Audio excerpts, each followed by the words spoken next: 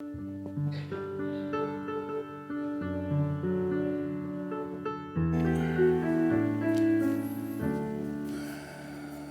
옆 사람하고 축복 인사 나누겠습니다. 주는 그리스도시요 살아계신 하나님의 아들이십니다. 지난주에 부활의 생명의 주, 다시 한번 생명의 주와 함께 세상으로라는 우리에게 말씀을 주셨고요. 한 주간 동안 저는 한 두 가지 응답을 하나님 내게 주셨습니다. 첫째 한 가지는 생명의 주, 부활의 주, 십자가에서 다 이루신 그분이 내 안에 와 계시는데, 한 주간 동안 좀 심하게 제가 아팠던 적이 있습니다. 수요일부터 시작해서 목요일까지 굉장히 심하게 아팠어요. 뭐 아픈 걸 왜 아픈지 잘 모르겠어요. 어쨌든 뭐 그런 적이 없었는데, 그때 하나님께서 내게 말씀을 주시면서 이사야 53장 5절 말씀을 주시면서 그 말씀을 붙잡았는데 갑자기 회복되기 시작하는 거예요. 이건 우리 교회의 병든 자들에게 주시는 메시지겠구나. 이런 것을 제가 제한테 먼저 하나님 체험하게 하시고 그 말씀을 주게 됐습니다. 저 와이프가 정인이죠. 집 나갈 때는 다 죽음같이 나갔거든. 돌아오니까 얼굴이 싹, 말씀을 딱 잡으니까 힘이 솟아오기 시작해요. 이건 이제 체험이니까. 근데 여러분들 속지 마시기 바랍니다.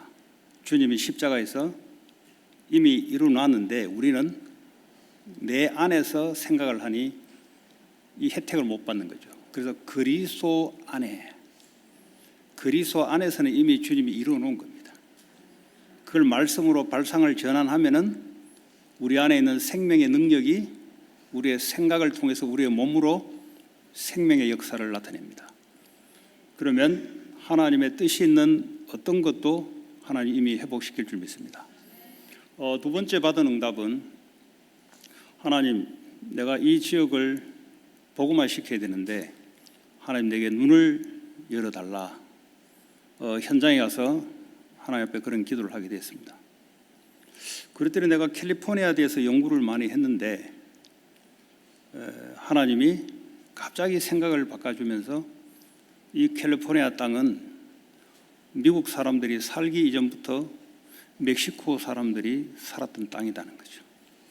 미 원주민들이 정착해서 그들이 섬겼던 악한 영들, 그 악한 영들은 캐톨릭이 와서 종교로 포장하고 미국 사람들이 와서 기독교로 포장하고 했지만 그 악한 영들은 캘리포니아에 그대로 주둔하고 거주하고 있다는 겁니다. 그럼 어떻게 해야 될 것인가? 이 흐름을 바꾸기 위해서는 어떻게 해야 될 것인가? 이 두 가지 응답을 해필이면 지난주, 그것도 잘 모르겠어요. 왜 지난주에 줬는지. 부활의 주님, 생명의 주와 함께 세상을 변화해야 되는데 나는 세상을 잘 모르겠단 말이죠.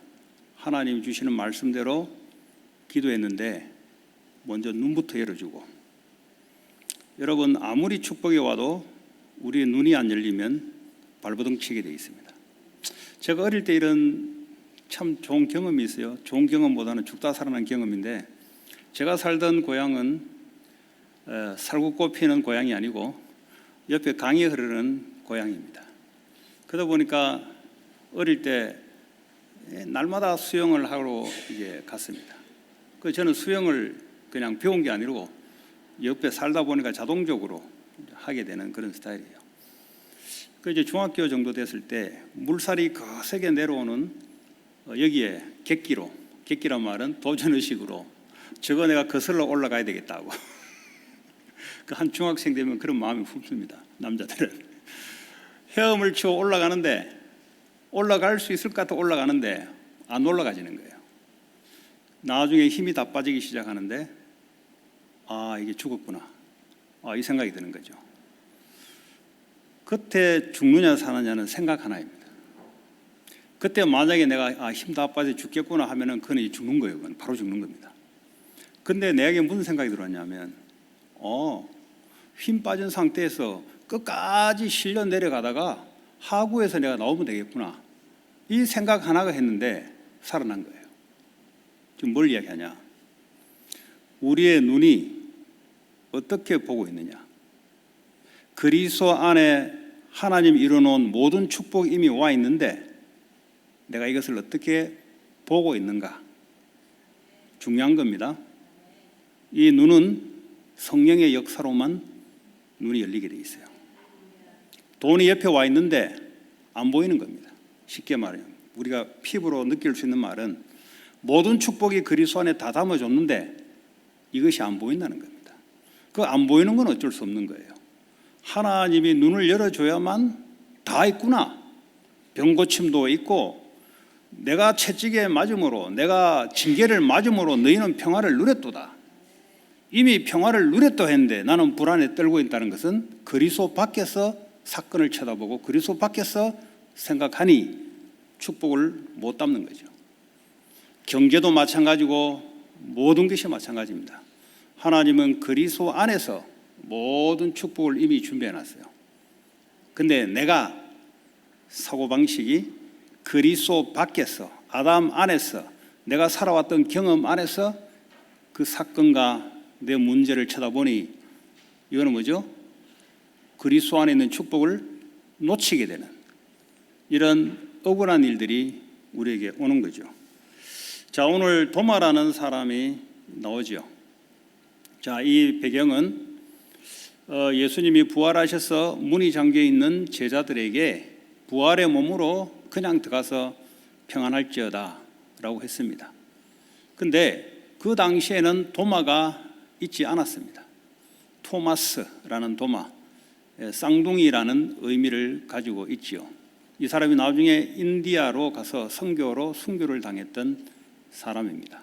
이 순교를 당할 때까지 인디아로 갔는데 기도하다가 뒤에서 창에 찔려서 죽었다라는 것이 인디아 그 지역에 가면은 교회가, 도마 교회가 있는데 그게 적혀 있어요.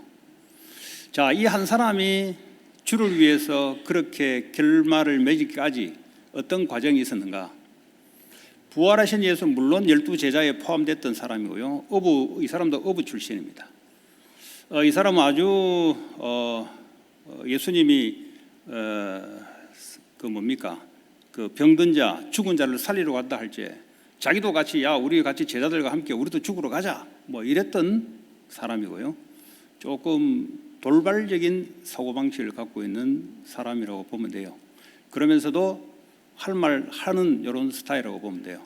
근데 제자들이, 야, 우리가 주를 보았다 하니까 도마에게 말했죠. 그랬더니 도마가 하는 말이 뭐냐면, 허허이, 보지 않고는 나는 절대 믿지 않겠다. 이런 스타일의 사람입니다.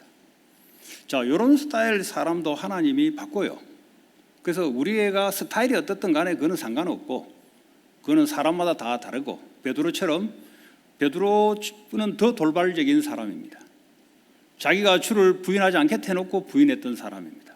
이런 사람도 주님이 찾아오셔서 마지막에 주를 위해서 순교하도록 하나님 은혜를 주셨다는 겁니다. 자, 그러면 예수님이 8일 후에 찾아왔어요. 그 말은 도마가, 제자들이 야, 우린 부활한 주를 봤다 이런 말을 하는데 도마는 나는 절대 내 눈으로 보지 않고 만지지 않고서는 나는 믿지 못하겠다. 자, 이런 실랑이를 서로 안에 벌이고 문을 꽉 잠겨 있는 상태예요. 주님을 봤는데도 사람들은 두려워서 문을 꼭 잠그고 있는 상태입니다. 그런 실랑이를 벌어지고 있는 가운데 예수님이 오셨어요. 그러면서 또 하시는 말씀이 평강이 있을지어다. 평강이 있을지어다. 주님 우리에게 주시는 것은 평강하기를 원하십니다. 불안한 상황 속에 우리를 평강하기를 원해요. 야, 불안한 환경을 내가 없애줄 테니까 평강하라. 조건부를 따지지 않고 그리스도 자체가 평강이고 내와 함께 하면은, 너희를 나를 붙잡으면은 내 평강이 너에게로 전달될 것이다. 그런 말입니다. 여러분, 우울증, 정신문제, 공황장애, 심한 스트레스, 이게 전 뭡니까?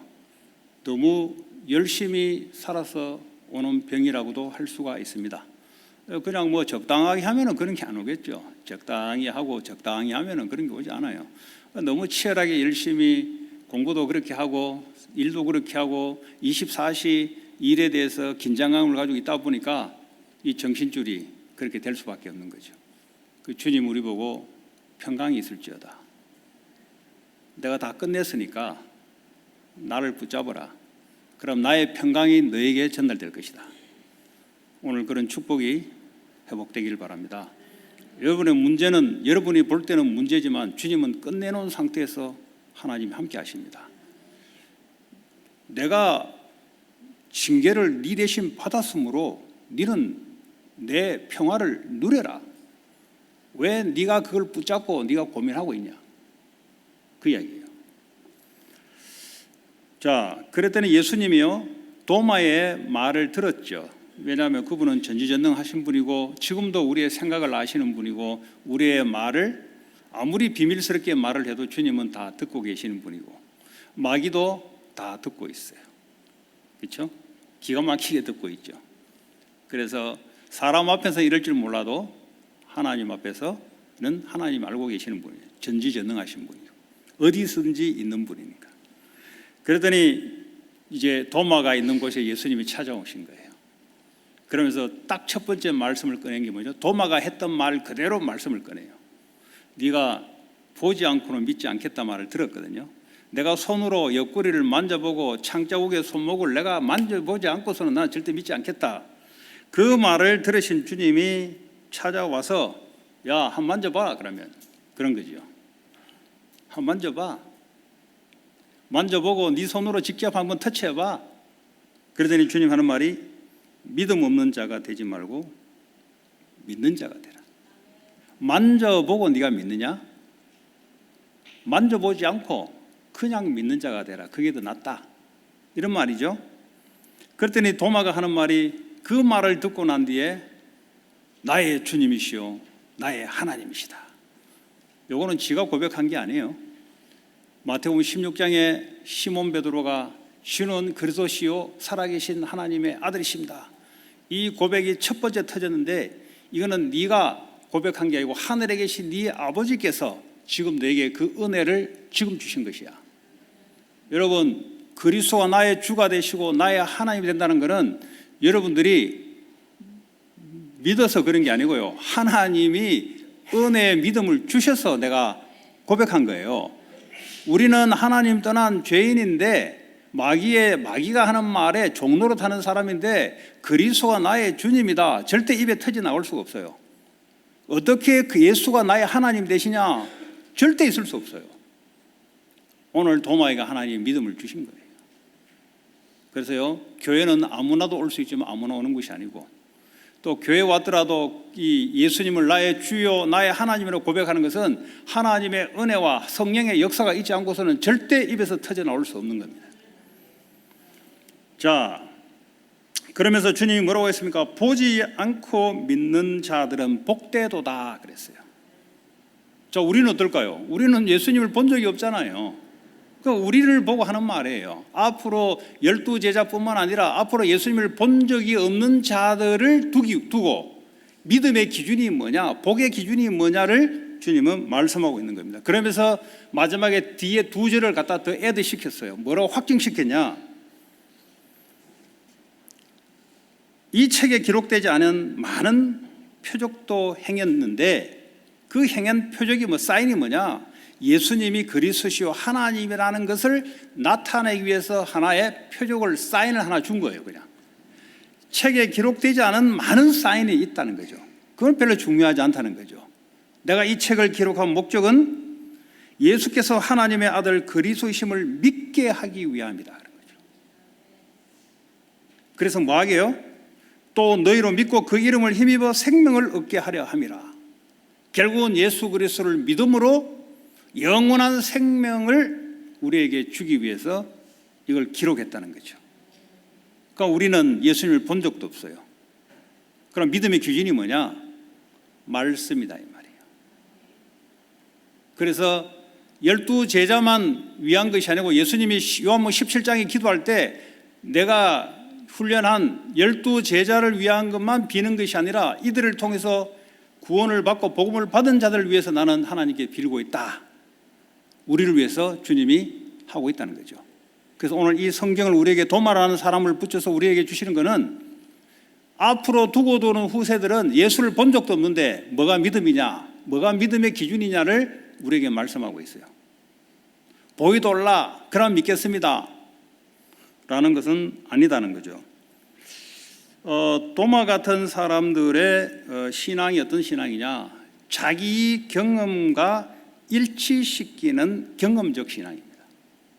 이 말이 뭐냐면 내가 경험한 부분과 맞아야만 내가 믿겠다는 겁니다.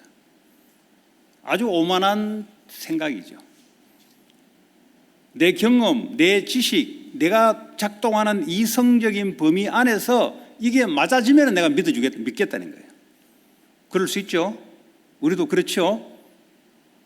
그래도 주님은 괜찮다는 겁니다. 그거는 올바른 믿음은 될 수 없지만 그러나 그런 과정은 있다는 겁니다.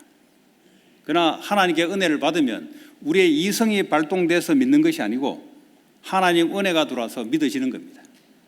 우리는 예수를 십자가에 본 적도 없고 말씀으로만 그냥 귀로 듣고 눈으로 본 적도 없어요. 그런데 왜 믿어지는가? 하나님의 은혜. 그걸로 우리가 믿어지는 거죠. 그게 믿음의 기준이라는 겁니다. 자, 그러면 이 생명을 얻는데, 자, 그러면 모든 인간은 죄를 범하였음에 하나님의 영광에 이르지 못하다. 이 말의 의미가 뭔가? 한 사람도 예외 없이 하나님의 영광에 이르지 못한다면 하나님을 만날 수 있는 자가 없다. 모든 인간은 원죄 가운데 자범죄를 지을 수밖에 없는, 사망으로 갈 수밖에 없고 사탄의 종로로 갈 수밖에 없는 존재로 모든 인간은 태어난다 말은 의미가 뭐냐? 나무가, 큰 나무가 있다고 할 때 우리가 태어날 때부터 나무 뿌리에서 이미 잘린 상태에서 우리는 이미 태어난 거예요. 그 말이 뭐냐? 죄가 뭐냐? 하나님의 생명에서 이탈된 상태.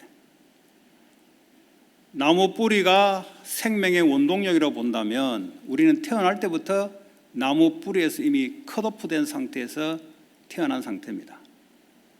근데 이 죄로 말미암아 육신의 사망은 길게는 100년, 짧게는 5년, 3년, 중간은 한 4, 50년, 조금 길면 80년. 이 나무가 육신적으로 푸릇푸릇하게 지금 가고 있는데 이게는 죽은 상태이기 때문에 100년이 지나서 다 시들해질 것인가? 아니면 어떤 애들은 3년 안에 시들해질 것인가? 어떤 사람은 60년에 시들해질 것인가? 이 차이만 남은 상태로 태어났다는 겁니다.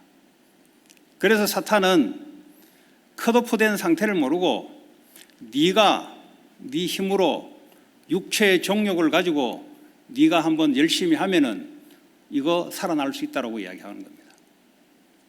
그게 거짓말장이 마귀가 우리에게 하는 말이에요. 그게 세상 교육을 통해서 우리에게 교육은 필요하나 하나님 없는 교육은 생명을 살릴 수 없는 교육이기 때문에 거짓이 될 수밖에 없어요. 자, 그런데 교회까지 와서 어떤 소망을 갖고 있는가? 내가 지금 근원적으로 지금 완전히 무너지는 상황을 내가 이게 인식하지 못한다면 나에게 희망을 두고 살아갑니다. 내가 좀 더 열심히 하면은, 내가 좀 더 바르게 살면은, 내가 좀 더 바른 생각을 하게 되면, 여러분 컷오프된 상태에서 무슨 바른 생각이 나올 것이며 그 몸부림치는 거 아니겠습니까? 성경은 뭐라고 말하냐? 너희들은 처음부터 하나님을 떠난 자들이다. 하나님은 우리에게 그렇게 진단하고 계세요. 근데 몇 분 정도가 이걸 인정하는가? 성경 말씀 우리가 인정할 수 있지만 실제 나를 바라보는 나를 어떻게 인정하는가? 완전 절망 가운데 있다는 것으로 인정되는가? 아니면 나는 여전히 내가 바르게 하고 내가 열심히 하면은 나는 괜찮을 수 있어, 나에 대한 소망을 두고 있는가? 이거는 복음이 복음화되기 위한 그 중에 가장 처음에 인식돼야 될 가장 중요한 문제입니다. 오늘 생명이라는 단어를 썼는데요. 생명은 어떻게 오냐? 나무가 컷오프 됐으면 누군가는 붙여줘야 돼요. 그게 바로 예수 그리스도란 말이에요. 그런데 거기에 무슨 내 공로가 있겠어요? 거기서 무슨 내 착한 행동이 있겠어요? 거기서 무슨 내 가문의 바른 행동, 바른 인격, 내 실력이 거기서 왜 나오겠어요? 오직 예수 그리스도로 말미암아 하나님께 접붙임을 당했다는 거죠. 이제부터는 거기로부터 생명이 내게 올라오면서 시편 1편에 여호와의 말씀이 내게 들어옴으로써 시절을 쫓아 이제는 열매가 맺을 수밖에 없는 상태로 변화된 겁니다. 그리스도의 공로로 은혜로 내가 이렇게 변화됐다는 겁니다. 근데 이렇게 내 신앙이 출발하고 있는가? 아니면 예수 그리스도 구원받았어 그래. 그래도 나에게 희망을 가지고 내가 열심히 하면은, 내가 바르게 살면은, 내가 좀 더 하게 되면은 여기에 포인트를 두고 있는가? 이거는 우리의 결과가, 엄청난 결과가 다르게 나타날 수 있는 겁니다. 여러분, 내가, 이런 말은 뭐죠? 그걸 뭐 종교라 그래요. 종교는 그리스도가 필요 없습니다. 내가 바르게 행하면 하나님이 복을 줄 거다. 내가 이렇게 하게 되면 하나님이 할 거예요. 그러니까 복음을 방해시키는 거예요. 그리스도 안에 있다는 말은 그리스도께서 이미 십자가에서 죽으시고 부활하면서 이미 천국 갈 때까지 모든 걸 끝내시고 준비하는 그 안에서 내가 생각을 해야 된다는 거죠. 그걸 보고 그리스도 안에서 생각하고, 그리스도 안에서 인도받고, 그리스도 안에서 감정을 나타내야 이게 이제 치유가 되기 시작하는 겁니다. 여러분, 어떤 상태에 있어도 상관이 없어요. 그리스도 안에 있단 말은 내 힘이 아니다는 말이에요. 내만 잘하면 이 말이 아니단 말이에요. 그리스도께서 이미 나를 대신해서 십자가에 죽으시고 부활하는 이 사건이 이미 그 안에 우리는 하나님의 자녀가 되는 순간부터 하나님의 자녀가 되는 혜택이 우리에게 있는데, 여전히 나는 나만 잘하면 그 축복이 올 거라 이렇게 착각하고 있다는 소리입니다. 자, 그래서 예수 그리스도는 누구신가? 요한복음 1장 1절에 말씀은 하나님과 함께 하셨다. 말씀은 곧 하나님이시다. 말씀이 육신이 되어 오신 분이 예수님이시다. 고로 말씀은 예수며 하나님이시다. 결국 뭡니까? 예수의 생명이 우리 안에 있단 말은 생명이 눈에 안 보이잖아요. 뭘로 와 계십니까? 말씀으로 와 계시다 이 말이에요. 그러니까 말씀 놓쳐버리면 어둠 속으로 빠져버려요. 쉽게 말해 생명 반대는 죽음 아닙니까? 육신적인 죽음도 있지만 영적 죽음도 있어요. 우리의 가장 중요한 영혼의 영적 생명이 힘을 받지 못하면 눈에 보이지 않는 영혼은 말라 비틀어지게 되어 있습니다. 영혼이 말라 비틀어지면 정신에 타격이 오기 시작합니다. 그게 지금 일어나는 정신의 병들입니다. 그리고 우리의 무기력, 주의 능력이 계시는데 내 스스로 생각이 나는 무기력하다. 맞죠? 그러나 그리스도 안에 있다는 말은 주님은 무기력하지 않습니다. 주님은 나는 병들 수 있지만 주님의 능력은 병을 고칠 수 있는 분이에요. 생각을 말씀으로 바뀌기 시작할 때 말씀의 생명이 나를 움직이기 시작합니다. 그래서 요한복음 1장에 보면은 그 안에는 생명이 있었다 그랬어요. 누구요? 말씀 안에 생명, 예수 안에 생명이 있었으니 이 생명은 사람들에게는 빛이다 그랬어요. 어둠을 밝히는 빛이요 살리는 생명이다 이 말이죠. 자, 베드로전서 1장 24절 25절에 보니까 하나님의 말씀은 영원하다. 육체는 풀과 같고 그 모든 인간의 영광은 들의 꽃과 같으니 풀은 마르고 꽃은 떨어지나 우리 주의 말씀은 세세토록 있도다. 너에게 전한 이 복음이 곧 이 말씀이니라. 여러분, 복음 모르면 힘들어요. 종교생활을 해요. 복음을 이론적으로 알면은 시작은 이론이겠지만 그게 생명으로 받아들이지 않고서는 여러분 신앙생활은 종교생활로 바뀌게 되어 있습니다. 종교생활은 힘들어요. 내 행위에 의해서 뭔가를 결과를 도출해야 되는 게 종교 생활이기 때문에 은혜가 아니에요. 그거는 주님이 이뤄놓은 사실을 믿는 것, 그 안에서 보는 것, 그 안에서 확인하는 것, 그래서 증인으로 서게 돼 있어요. 우리가. 그러면 신앙생활은 생명을 가지고 함께 가는 거기 때문에 쉬운 거예요. 자, 여러분 가정에 자녀가 되는 순간부터 힘쓰지 않아도 자녀가 되는 그 안에 혜택이 찾아오는 겁니다. 그런데 옆집에 있는 사람이 이 집에 와서 혜택을 받으려면 혜택 못 줘요. 혜택을 줄 수도 없고. 어떻게 해야 되냐? 자녀가 되면 돼요. 자녀가. 그리스도로 말미암아 우리의 신분이 하나님의 자녀가 되는 순간 하나님 안에 그리스도 안에 있는 모든 축복이 우리에게 이미 와 있는 겁니다. 이걸 어떻게 누리냐? 말씀으로 누리지는 거예요. 말씀으로. 왜 말씀을 주요로 묵상하라 그러냐? 우리의 생각은 하나님이 떠난 생각 속에 이것이요 굳어져 있습니다. 그래서 고린도후서 10장 4절 5절에는 견고한 진으로 표현하고요. 에스겔서 36장에는 굳은 마음으로 표현하고요. 그리고 출애굽기에 보면은요 목이 굳은 백성이요 표현하고 있습니다. 그 말은 전부 하나님에 대해서 반기를 들고 있다는 소리죠. 다 이뤄놓은 그리스도 안에 이 축복에 대해서 전혀 동의하지 않겠다는 겁니다. 그게 보고 내 안에 견고한 진이 지금 쌓여 있습니다. 이게 언제 형성됐냐? 가정에서부터 학교로부터 지금까지 인생 살아오면서 나만의 사고 패턴이 형성돼 있어요. 이거는 그리스도와 전혀 상관없는 겁니다. 그래서 오늘 저와 여러분들이 그리스도라는 복음이라는 말을 이해하고 믿어지고 그런 다음에 하나님은 말씀으로 우리를 찾아오기 시작합니다.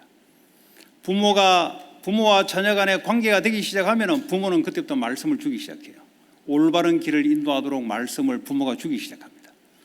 부모 자녀 관계 아닌데 아무리 말씀을 달래도 말씀 주지 않습니다. 왜냐? 내 자녀가 아니기 때문에. 또 뭐죠? 부모 자녀가 관계가 되는데 지 고집대로 끝까지 나가겠다 할 때는 부모는 말하지 않습니다. 왜냐? 어차피 안 들을 거기 때문에. 예배가 뭐냐? 말씀이신 하나님이 내게 찾아오는 겁니다.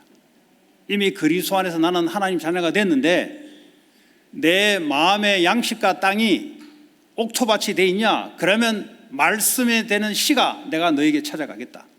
그러면 100배, 60배, 30배의 열매를 맺게 하겠다. 그것이 주님 우리에게 주시는 말씀이에요. 오늘 저와 여러분들이 이 예배를 통해서 앞으로 계속 예배를 통해서 열매를 계속 맺어질 사람 당연히 맺어져야 되는 겁니다. 왜냐? 그 주님의 약속입니다.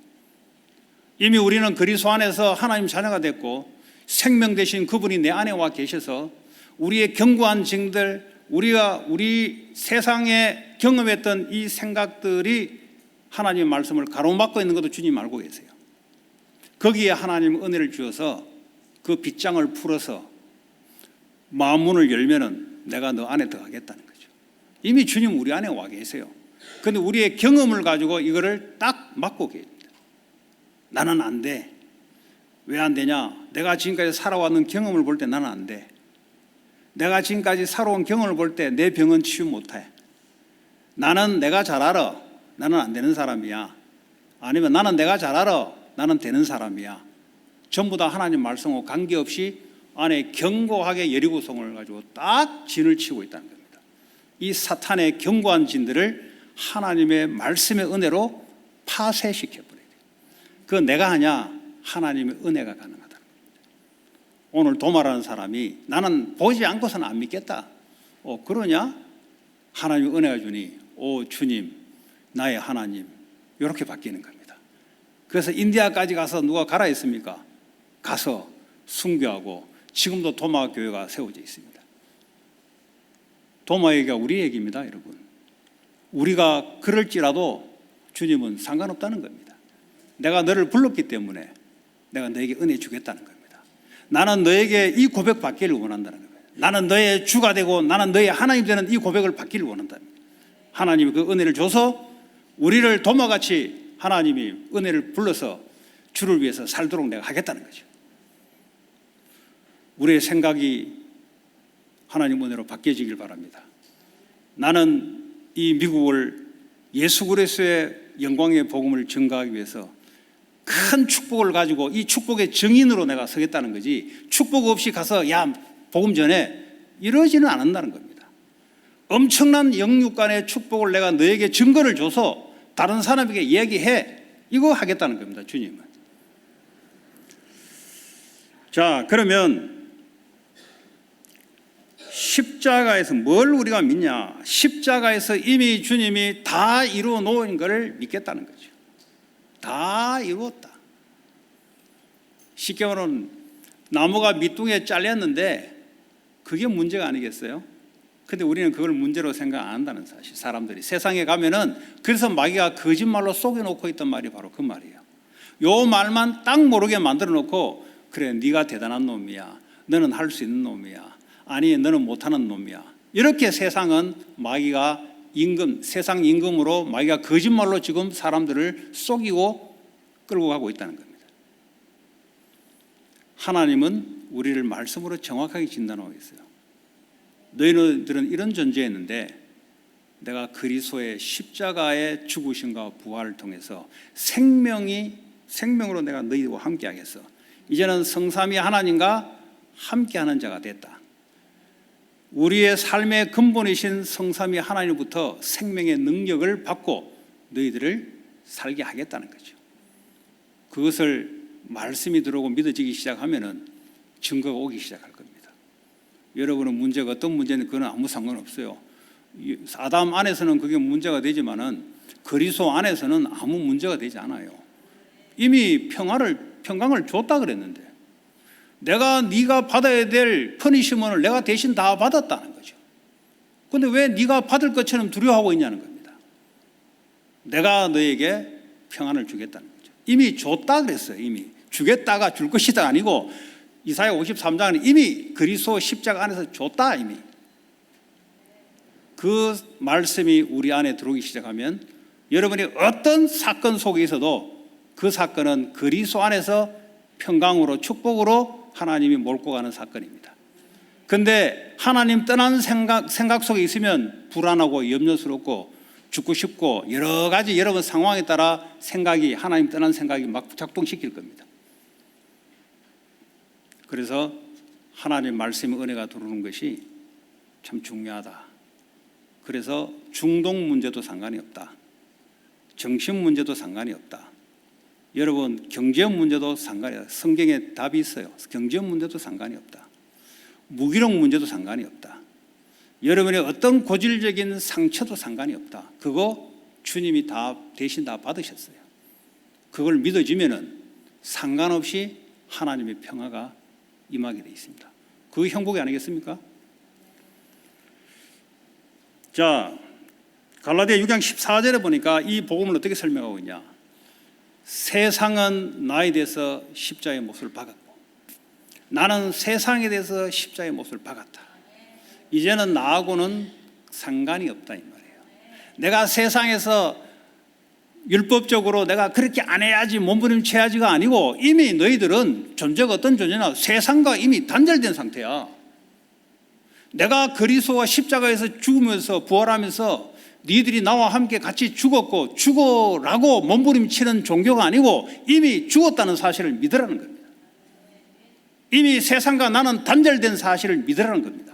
나는 세상과 단절을 해야지 율법적으로 종교적으로 그렇게 살아가는 것이 아니고 이미 너희들은 아무 상관이 없다.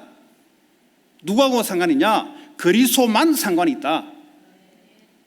그 한 가지만 생각해라. 그러면 세상을 이기게 돼 있다. 세상을 다스리고 정복하게 돼 있다. 사탄의 권세를 무너뜨리고 죄와 저주의 재앙을 발로 밟을 수 있는 이미 그 권세가 너희 안에 있다. 이걸 믿으라는 겁니다. 그래서 갈라디아 2장 20절에 내가 그리스도와 함께 죽었고, 어떤 사람은 죽으려고 몸부림치는 사람이 있어요. 또 이 말 하면은 나 죽어야지. 그럼 어떤 건지 아십니까? 중세교회의 종교로 돌아가고 있습니다. 신부들이 죄의식이 들어오니까 이 생각을 죽이려고 무릎을 꿇고 돌계단으로 무릎을 켜서 피를 철철 흘려야 그 죄의 생각이 안 들어오거든요. 그 얘기 아니에요. 지금 이거는 이미 너희와 함께 그리스도가 십자가에 죽었다는 거예요. 이미 그걸 네가 믿냐 이 말이에요. 그 믿으면 하나님 은혜가 들어야 믿어지는 거 아니겠습니까? 그리고 죽었을 뿐만 아니라 그리스도와 함께 지금 그리스도가 너희 안에 살고 있다. 이거 네가 믿냐 이 말이에요. 그것이 복음이 믿어지는 순간부터 삶이 바뀌기 시작합니다. 그걸 보고 그리스도 안에, 그걸 보고 그리스도 안이라 그럽니다. 바울은 서신서를 쓸 때마다 가장 한번 읽어보세요. 1절, 2절, 3절에 뭐라고 인사를 하냐? 그리스도 안에서, 너희가 착한 행실 안에서가 아니고 너희의 능력 속에서가 아니고 그리스도 안에서. 그 말은 뭐죠? 너희의 노력이 아니다 이 말이에요. 그리스도가 이미 해놓은 그 안에서 그 평강과 축복이 있기를 바란다. 자, 그럼 믿음이 뭐냐? 로마서 1장 17절에 그리스도의 말씀을 들음으로 믿음이 생겨난다는 겁니다. 그래서 의인은 믿음으로 말미암아 살리라. 로마서 10장입니다. 잘못 적었습니다. 1장 17절은 10장 17절입니다. 자, 그리고 히브리서 11장 1절에 보니까 믿음은 바라는 것들의 실상이다. 뭘 바랍니까? 내가 소원하는 걸 바라는 겁니까? 뭘 바랍니까? 보이지 않는 것들의 증거다. 아니, 보이지 않는 것들 무슨 증거를 잡습니까? 이 말은 뭐예요? 하나님의 말씀. 이거는요, 말씀에 대한 믿는 것은 실상이에요. 바라는 것들의 실상이에요. 보이지 않지만 이 말씀이 증거다 이 말이에요. 그게 바로 믿음이다 이 말이죠. 그래서 도마 보고 네가 보고 믿냐? 보지 않고 믿는 것이 축복이 있다. 우리는 보지 않고 믿는 사람들입니다. 도마보다 더 큰 축복이 있어요. 우리는 12제자보다 우리는 더 큰 축복이 있어요. 그렇죠, 그렇잖아요. 내가 너희와 함께 있는 것보다 내가 가는 것이 더 낫다. 앞으로 내가 행하는 것보다 너희들이 행하는 것이 더 크게 될 것이다. 왜냐? 성령이 우리 안에 오셔서 직접 우리를 드라이브 하시거든요. 멀리 가서 물어볼 거 있어요. 내 안에 계신 성령이 24시 움직이는 곳마다 내게 가이드를 해주시고 말씀을 주시고, 그리고 우리는 성전이라고 합니다. 교회당에 와서 하는 것이 아니고 모여서 은혜 받고 흩어져서 24 교회가 되는 거예요. 성령이 함께 움직이는 겁니다.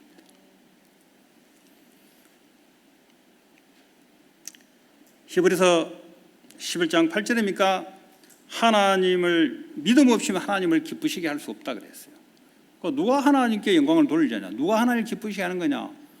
하나님의 말씀, 복음의 말씀, 그리스도 안에서 우리에게 주시는 말씀을 믿는 자들은 하나님을 기쁘시게 한다. 하나님을 기쁘시게 하니까 하나님 우리 속에서 뭐합니까? 기쁘니까 우리에게 또 기쁨을 막 주는 거죠. 그럼 그 인생이 기쁜 인생이 되고, 그게 뭐 여러분 문제 기쁜데 무슨 문제가 되겠어요? 아니, 남들은 문제라고 막 인상 쓰고 있는데 자기는 기쁜데.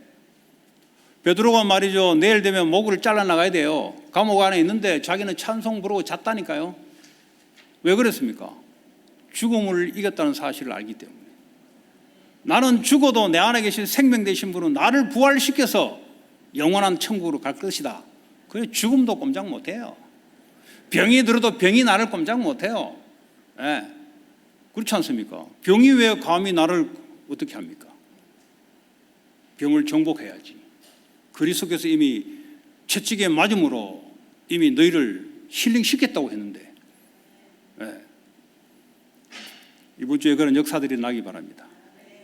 네. 제가 그냥 하는 게 아니잖아요. 증거를 가지고 이야기하잖아요. 뭐 그냥 말을 할 수 있어요. 근데 하나님 내게 증거를, 증인을 이야기하는 거잖아요. 네. 자, 결론적으로 그리스도의 말씀을 믿는 믿음. 믿음이 뭐냐? 맹목적으로 나는 믿습니다. 그건 맹신이에요, 맹신. 택도 없는 걸 믿습니다. 미신이에요, 미신. 그 믿음이라고 표현할 때는 다 달라요. 나는 믿습니다. 믿습니다. 뭘 믿는데요? 하나님이 그래 내게 주실 것을 믿습니다. 맹신입니다. 그거는. 성경에는 그 약속 안 됐어요. 하나님은 말씀이시라. 말씀을 믿는다 이 말이에요. 보지 않았지만은 그게 증거가 된다 이 말이죠. 그죠? 우리 정확하게 그것도 그냥 말씀이 아니고 그리스도께서 다 이뤄놓으신 그 약속 속에서 주시는 말씀. 이렇게 되지 않으면 종교가 되어버려요. 율법주의가 되어버려요. 말씀을 내가 지켜야지. 아니요. 말씀이란 믿음으로 하나님이 행해 나가시는 겁니다. 그게 그리스도 안에 있으면. 증거를 갖게 되죠. 말씀을 믿음으로 이게 내게 실현되니까, 성취가 되니까 증거가 오죠. 그러니까 남한테 증인으로 설 수 있죠. 지극히 하나님 우리에게 수고고 무거운 짐진 우리들을 내 멍에는 가볍고 쉽다, 내게 와서 배우라. 말씀이신 주님이 와서 말씀의 은혜를 받고 말씀으로 배우라 이 말이죠. 그러면 너희들에게 이 증거가 삶 속에 나타날 것이고, 그러면 남한테 하나님 살아계신 증인으로 서게 될 것이다. 어디까지? 땅끝까지 이르러 이 증인의 자리에 설 수 있도록 내가 계속해서 말씀의 증거를 너에게 주겠다는 겁니다. 이 축복이 여러분 개인과 가정과 전 현장에 이 축복이 넘쳐나서 하나님이 어딨냐, 복음이 다냐, 그리스도가 다냐, 이런 사람들에게 다다라는 증거를 가지고 증인의 자리에 서는 저와 여러분 되기 바랍니다. 오늘 주신 말씀 붙잡고 한 주간 우리가 살아가야 될 증거 있는 말씀 가지고 같이 기도하겠습니다. 하나님 감사합니다. 오늘 주시는 말씀 통해서 예수 그리스도의 말씀을 믿는 증인의 자리에 설 수 있도록 하나님 우리에게 성령으로 역사하시고 하나님 축복해 주시기를 원합니다. 한 주간도 말씀의 증인으로 하나님 세상 앞에서 그리스도의 증인으로 설 수 있도록 하나님 우리를 축복하시고 역사해 주시옵소서. 예수 그리스도 이름으로 기도합니다.